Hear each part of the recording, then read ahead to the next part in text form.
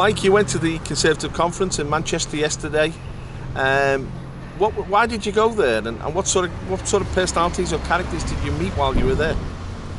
Well, actually, there was a lot of people there yesterday. Piers Corbyn was there from London. He was giving a speech, and he had a PA system set up. There was anti-vaxxers there. There was Brexiteers there. There were people who were against Brexit there. You know, the guy they called Drunken Steve from London, he was there. Yeah. So there was quite a lot of people. There were people there who knew you. It's sad that you never came yesterday. But I did speak to Piers Corbyn about, you know, his views on things, you know. And he's gone a lot more freer in the way that he speaks now, because he's been you know, booted out the Labour Party, expelled. Yeah. Plus he got ejected from a meeting 2 weeks ago, you know, from the conference. I forcefully. That was violent, Forcefully, yeah. And I spoke to him. So what's the perspective of Piers Corbyn now? What does he see as the big issues going forward? Well, Piers Corbyn's a physicist and a scientist, and he's into weather and stuff like that. And he believes that all, you know, these restrictions they want to put is all a load of nonsense. You know, all these fans and you know, that this is all a fraud. This, what do you call it? Climate change. Climate change, yeah. So, and he's a scientist. That's what he's trained in. So he knows what he's talking about. Plus, he's against, you know, the vaccine. You know, and lockdown. I admire Piers Corbyn in many ways, because he is hyperactive. You seem to see him at every meeting these days. And his perspective is good on climate change. I'm with him on the pandemic. Now, what about politics? Did he discuss the political future of Britain with you at all? Did he go to Brexit? Yeah, he said he supported Brexit. He supported Brexit. He practically supports everything we do, really, you know. But he's obviously a democratic socialist, you know. Or he comes across as being one. But he's a lot freer now in the way that he speaks, because he was being restricted before when he spoke, you know. Because everyone in the Labour Party is restricted. It's a control freakery party, do you get me? You've got to toe the party line in the Labour Party. And this is why the Labour Party will never be successful, really. It's a tribal party. Now, there has been accusations against Piers Corbyn that he's controlled opposition. Who would be controlling Piers Corbyn? And do you think he is now a free agent? Was he controlled by the Labour movement? Is he controlled by foreign power? Is there pharmaceutical? There's been suggestions that he's actually being paid, that he's actually a fraud. What's your opinion of him? Is he now a free agent and a genuine sort of dissenter?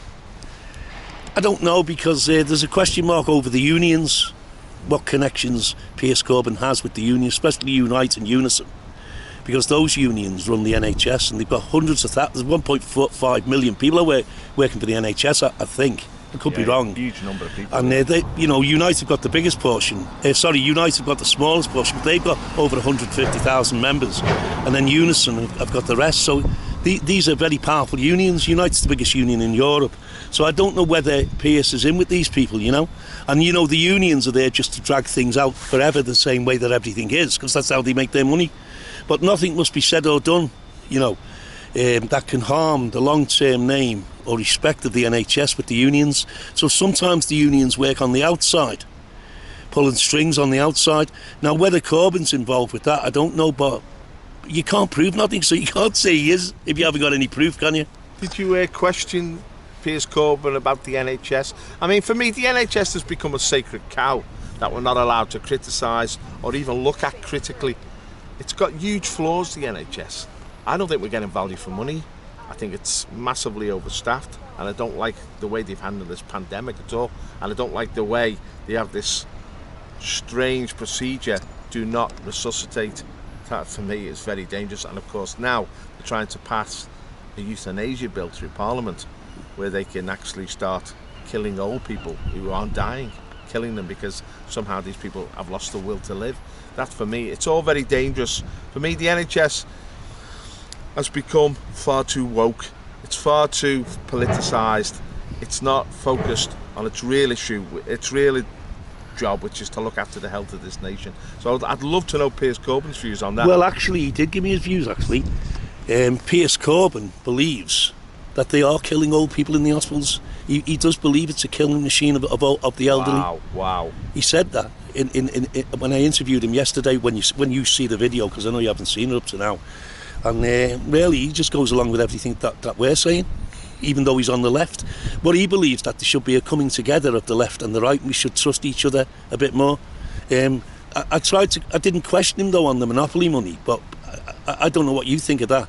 I don't think that's as serious myself as what they're making it out to be. It's just a couple of lads messing around there, and he thought that he was going to give the money to his cause, But I don't know what you make of that. Well, he took the money, so he obviously, if he took the money then, he must have took it previously. But this issue bringing the left and right together, it's good because we're facing an international tyranny. We're being over-controlled now. It's getting very menacing. And this is a threat to all our freedoms. Liberty has got to take precedent now over all the other political issues. But of course, the left are very committed to state institutions, which for me undermine liberty. I mean, the NHS undermines our liberty in terms of medical treatment. We have to pay taxes to the NHS. Even if we opt out for private medicine, we still have to finance the NHS. For me, that's not freedom. Also, the issue of mass immigration and the future of this country. Of course, a big issue for the right is this great replacement. That there is an agenda to replace the indigenous population, we traditional English, Scots, Irish and Welsh, with foreigners, especially from the third world. And we can't accept that. We need to expose that and stop it.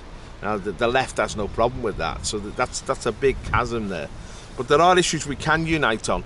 What I would say, though, is that the left, when they organise these demos, are very reluctant to give anyone with a patriotic or a Brexit tint a platform. And when they do, it's very short-lived, and they withdraw the camera very quickly. Well, as you know, I had a run up in London a couple of months ago, didn't I? Because I was complaining that they weren't asking ordinary people to get up and speak at these rrallies, these anti-lockdown rallies, and they wouldn't let me get up and speak. Anyway, there was a bit of what could you call it?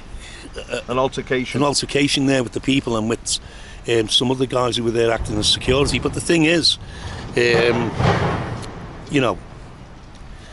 that's exposing, because now what they're doing is they're letting people speak now. Because they let Jamie speak. Cockney Jamie, our friend up in London. Outside Australia House. Which, because Rose Diamond was involved in that. And she's one of the main organisers for those big rallies as well. And she pulled Jamie at the end and castigated him, had a go at him, you know what I mean? When he'd finished, because she didn't like what he said to Corbyn. Piers Corbyn, it's controlled opposition. Yeah. Yeah, so well, if they open up, if they're offering us an olive branch to unite in this campaign to preserve our liberties, we'll take it and we'll join with them. But we want to be free to maintain our differences. We're not going to merge it, and we don't want to be under their control. We want a genuine unity where we're both allowed to express ourselves and our opinions, and we're not censored. See, the problem with the left is they revert to insults very quickly. Well, Piers Corbyn told me that he feels a lot freer since he's left the Labour Party, and he can say more. And they're asking people now, which they asked Jamie, they said I could get up and speak. When you look at it, you'll see me speaking on Piers Corbyn's PA system. But he seemed okay to me, but I'm still a bit wary of him, because he's, I don't know whether I'm wary of all socialists, you know what I mean? Because, but I don't know what to make of it, but he seemed to be okay yesterday, you know what I mean? And you'll see that on the film we've got on BitChute. Which is important, a change in the atmosphere where people are much more conciliatory. But you were at the Conservative Party conference yesterday. What was the atmosphere like around the conference? Did you get to meet any of the Conservative delegates? Yeah, you could see them. You could see the delegates walking in and out, but they had these special gates attached, metal gates that you could only get through, that only people with certain passes could get through, and they were very friendly. What struck me about the Conservatives is they're very friendly, whereas Labour are very angry when you go to their conferences, booting people out the conference, like they kicked out Piers Corbyn, But they seemed friendly enough to me, the Tories, But they were coming under a lot of abuse, obviously. Were they open to debate? Well, not really. Dialogue there? No. Well, nobody stopped them and asked them anyway. I never spoke to them. I know Pat did. Pat McGuinness did. Pat McGuinness did, yeah. But it was okay. It was only a small gathering, about 200 or 300 people outside. Campaigning, and you had to stand in a spot. You couldn't get too close to the hotel. But you were only about 50 yards away from the hotel, and it was a beautiful hotel, you know, the Midland Hotel in Manchester. But what concerns me is that the Conservatives are actually putting into practice now, we're seeing this especially with Trudeau in Canada, very draconian measures of control, and they're holding on to their emergency powers, but they're presenting this veneer of humour and joviality and friendliness and openness around this. They're disguising it. They're the masters of deception in many ways. They're getting all the power they want and they're using that power ruthlessly. But they're giving the impression, I mean, Boris does it perfectly, doesn't he? That it's all a jolly good ride and let's all jump on board. But there are serious issues underlying it all. And we need, listen, our children are in danger. I'm not going to say why because it's on YouTube and we're not allowed to say why, but our children are in danger, our freedoms are in danger, and we've got to keep our guard up. And we've got to get ready to mobilise in defence of our democracy. OK, thanks, Paul. And we'll just finish with another shot of this beautiful ship here, which is 61,000 tonnes. The Borelias. The Borelias. Thanks.